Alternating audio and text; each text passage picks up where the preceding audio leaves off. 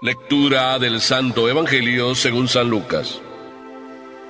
Por aquellos días le llegó a Isabel la hora de dar a luz y tuvo un hijo. Cuando sus vecinos y parientes se enteraron de que el Señor le había manifestado tan grande misericordia, se regocijaron con ella. A los 8 días fueron a circuncidar al niño y le querían poner Zacarías como su padre.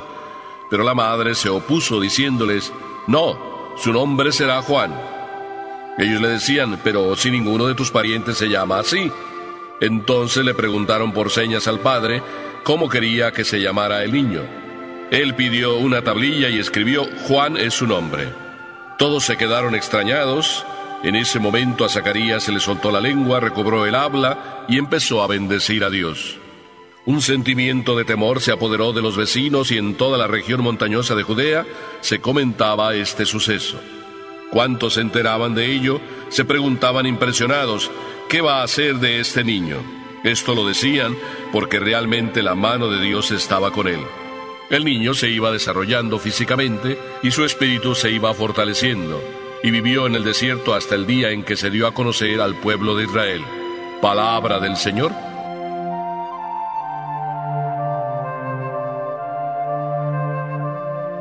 Hoy estamos en tiempos modernos. Y quererle poner un título a este evangelio, simplemente por cambiar de título, le podríamos llamar La viejecita que dio a luz. Un título un poco curioso, ¿verdad? Porque normalmente este evangelio lo conocemos como la Virgen, sí, que fue a visitar a su prima Santa Isabel y que su sobrino Juan el Bautista estaba para nacer. La viejecita que dio a luz. Si en aquellos tiempos, como pasa hoy, también existiera el periódico, la noticia sería muy diferentemente difundida.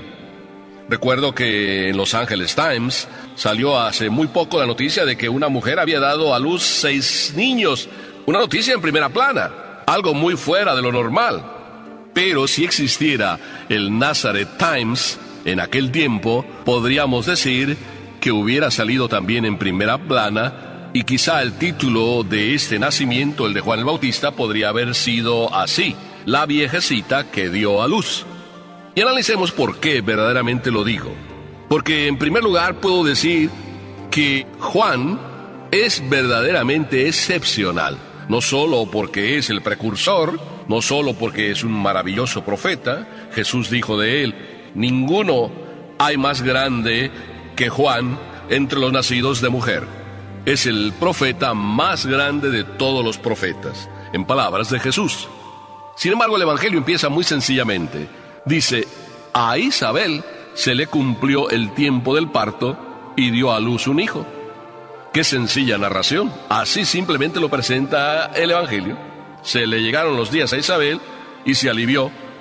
Pero esta palabra se alivió, muy usada entre las mamás cuando están para dar a luz, y después de que ya dieron a luz, normalmente dicen se alivió, para decir estuvieron enfermas y se alivió.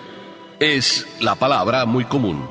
Un buen día me vino una señora, creo que debe tener alrededor de los 80 años, vino a pedirme disculpas y me dice: padre, perdone que no haya estado viniendo a misa estos últimos días, pero es que estuve enferma.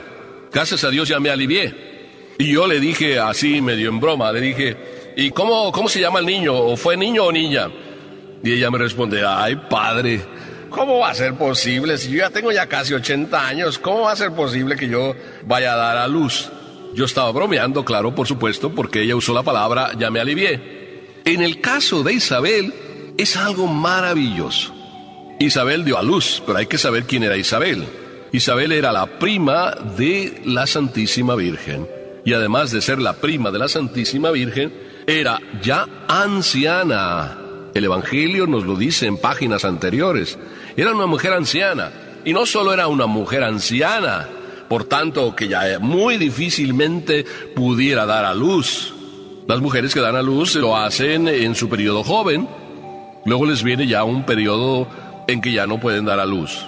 Sin embargo, esta mujer anciana y dio a luz. Ya una primera maravilla de la presencia de Dios. Pero también, en segundo lugar, recordemos que el Evangelio nos lo dice, y repetidamente nos lo dice, que esta mujer, al igual que su esposo Zacarías, se pasaban orando. y en medio de su oración siempre se cruzaban las palabras donde suplicaban al Señor que les quitara el oprobio, la especie de maldición de ser estériles. Así es de que una mujer anciana y estéril, o sea, doble milagro. Entonces díganme si no es más maravilloso que de una mujer ya anciana y estéril nazca un niño, y que, por tanto, no sea más maravilloso que de una mujer nazcan 6 niños. Porque es que puedan nacer 6 niños, como lo dice Los Angeles Times, pues es como una cosa maravillosa, pero es natural, pues era una mujer en periodo de fertilidad. Pero en este caso, Isabel no era así. Así es que una noticia para estar en el Nazareth Times, si el Nazareth Times existiera. Pero, ¿qué conclusión y qué lección tan maravillosa podemos sacar? Esta mujer, estéril y anciana, y este hombre, Zacarías, también anciano, suplicándole al Señor la gracia de tener un hijo, les fue concedida esta gracia, aunque ya fueran los dos avanzados en edad. Y claro, por esa razón también, de ser avanzados en edad, a Zacarías le entró la duda si eso hubiera sido posible o no cuando el ángel le anunció que iban a ser un niño de su esposa. Pero la lección está aquí. Dios siempre bendice a los que de rodillas y con humildad suplican. Grábate esto, grabémoslo en nuestro corazón cada uno. Dios siempre bendice al que de rodillas y con humildad siempre suplica. Fueron incansables Zacarías e Isabel en usar la rodilla una y otra vez para pedirle a Dios esta gracia. Lo pidieron siempre con mucha humildad. Por tanto, Dios les concedió la gracia.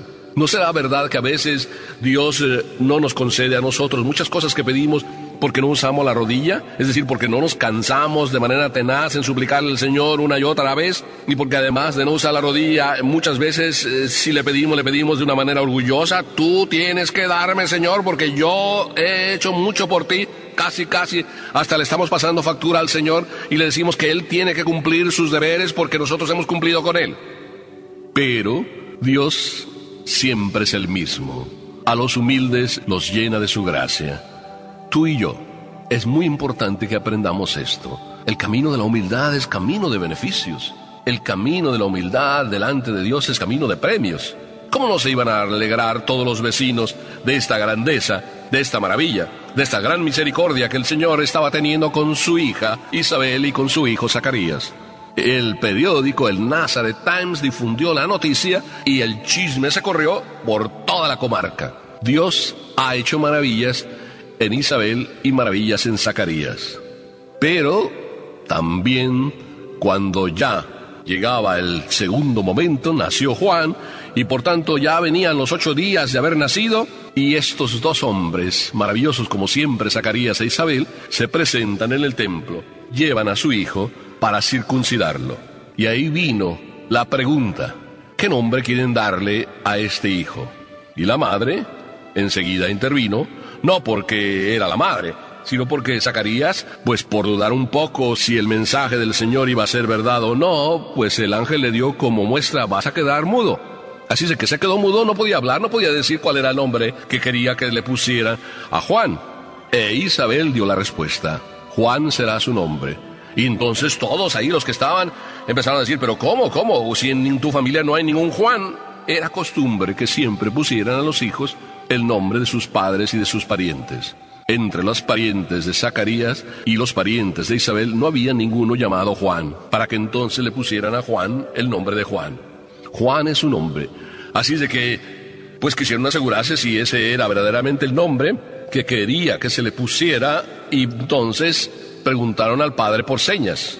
Y el padre Zacarías también dijo: se va a llamar Juan. Pero recordemos que ya también les había dicho el ángel, se lo había dicho a Zacarías, que Juan le pusieran por nombre, que Juan tenía que ser su nombre. Así es de que aquellos 2 ya ancianos manifestaron lo que siempre habían sido: obedientes. Ante esa respuesta de extrañeza por parte de todos los vecinos, extrañeza ante una sorpresa. No se va a llamar Zacarías, sino Juan. También ya empiezan a sobrecogerse y todos a decir: aquí hay algo maravilloso. Pero no hay nada de maravilla. Si queremos decirlo de una manera muy sencilla, no hay nada de maravilla. O mejor dicho, hay una maravilla. La única maravilla que hay aquí es que los dos son obedientes. Zacarías e Isabel obedientes al mensaje del ángel, para decirnos también a nosotros de esta manera, Dios nuestro Señor, que cuando tú eres obediente, cuando yo soy obediente, cuando todos somos obedientes, somos premiados y nos vienen las maravillas. ¿No será entonces que tú cuando dices que en tu vida Dios no te quiere y que en tu vida no hay maravillas, pues yo te lo digo bien sencillamente, ¿cómo va a haber maravillas si muchas veces tú, yo y cualquiera de nosotros nos metemos en líos desobedeciendo? No puede haber maravillas en la vida de un hombre desobediente. En la vida tuya, en la vida mía, en la vida de ningún desobediente puede reinar. Por un hombre, nos dice San Pablo, vino la ruina en el mundo, es decir, la desobediencia de un hombre. Y por la obediencia de otro hombre, Dios Jesucristo, vino la salvación. También en tu vida y en la mía, por nuestra obediencia, la tuya, la mía, la de cada uno, nos vendrán maravillas. ¿Lo dudas? Yo sé como que lo estás dudando, sí, mira, no te hagas el tonto. No escondas la cabeza debajo del ala. Sí, a ti, y yo creo que también a mí, a veces me pasa, ¿de verdad a través de la obediencia nos viene el triunfo? Tú muchas veces ves gente por ahí en la vida desobediente que va por mal camino y lo ves triunfar. Sí, pero a ver si a la vuelta de una semana, de un año, lo seguirás viendo triunfar. ¿Cuántos que veías hace un año, 2 años, 3 años triunfar, hoy los ves a lo mejor en la cárcel o los ves debajo de un puente? ¿Dónde están aquellos triunfos y aquellos halagos y aquellos aplausos que ellos mismos se daban y les daban? La obediencia es el único camino, el tuyo y el mío.